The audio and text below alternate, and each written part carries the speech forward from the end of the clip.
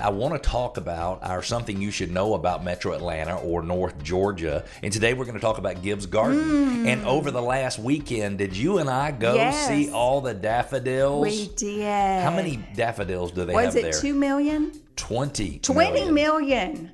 That's 20 million. I thought if each one of those daffodils cost $0.25 a piece, that's $5 million worth of daffodils. I have no idea whether that's right. I'm just kind of guessing that. So what was your favorite thing about Gibbs Garden? First of all, how big is it? Oh, so it was 377 acres. Okay. Not all of which we could access. So the total 377. A little under 300 we could actually get to. 300 we could walk. Yep. And then my favorite was the peek behind the curtain, the manor house. Oh, yeah. So Jim Gibbs was the retired president and founder of Gibbs Landscape. People in Atlanta have probably seen their trucks everywhere. Gibbs Gardens is 77 acres, just slightly northeast of Ball Ground, if you're familiar with that area.